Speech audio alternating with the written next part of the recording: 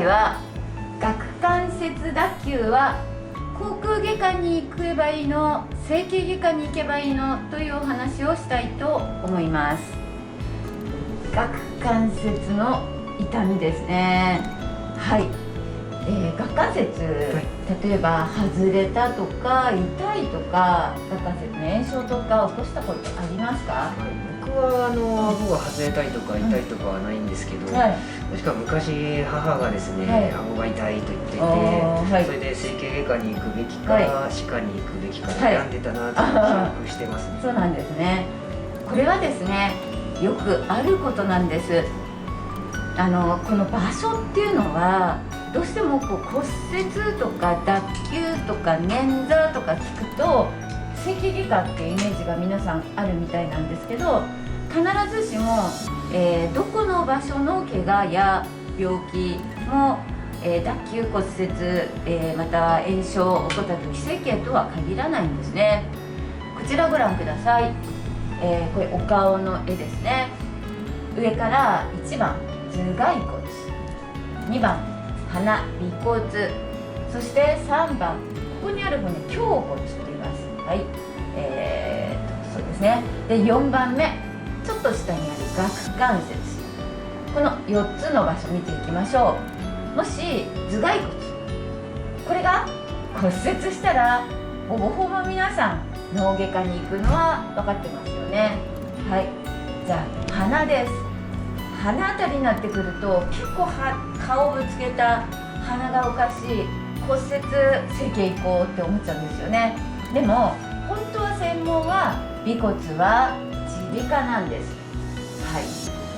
大抵の場合鼻が折れてもよっぽどのことがない場合はあまり、整復したり金属を使う手術などは行われないことの方が多いようなんですが、それでも本当の専門はこれ耳鼻科です。で今度胸骨ですね。ここはすごくコスメティック、美容的にも重要な場所なので、形成外科っていうところが専門として、顔面をきれいに治すということを主にやっています。最後に顎関節、本日のテーマでもある顎骨や顎関節、顎に関しては専門は口腔外科なんですね。でもどうもこの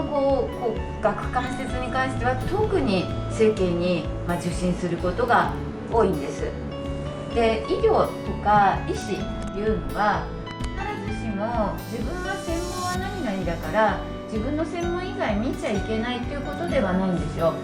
例えば私が整形外科医でも口腔外科の領域を診断するとか、尾骨の骨折の患者様が来た時レントゲンを取って診断するとか、手術は今私やっていませんが、例えば脳のところに、頭をぶつけて怪我をして救急外来に来た、診断は、レントゲンを取ったり CT を取ったりして診断をつけて、それから専門の病院に送るなどということもある。ですので、医師は全ての病気に関して怪我に関して知識を持っていれば診断することはできますが、より良い治療、より専門的な治療に関しては今言ったように担当している専門家が見るのが、一番いいということになります。はい。先生も顎関節の痛みの診察や整復もすることはあるんですね。そうですね。今申し上げたようにどうしても患者様、まずは整形外科に相談に来るということも少なくないので、そういった場合はもちろん対処しています。例えば、救急外来担当している時に顎関節脱臼の患者様が来たら私も整復を試みます。また顎関節の炎症や痛みということでいうと、私の専門としている首、肩こりや、首の痛み、頭痛、こういったことと顎関節とてもリンクして一緒に症状出ること多いんですよ。なのでどうしても、見ていかないといけない、診療、診察、そして治療ができなければいけない範疇になってきます。私のポリシーとしてはなるべくですね、自分がまずは患者様来たら診察をして、その患者様にとってより良い診療科に専門することっていうのが大事だと考えているので、私ができるところまでは治療をし、それから先はより専門のところにご紹介するように日頃心がけています。今日は、顎関節脱臼は整形外科で治療するのか、口腔外科が専門なのかっていう話をさせていただきました。皆様このことをちょっとどこかで念頭に置いていただければ、自分が顎関節症になった時、家族が顎関節脱臼になった時、ちょっとどこの科に行けばいいか、より分かりやすいかと思います。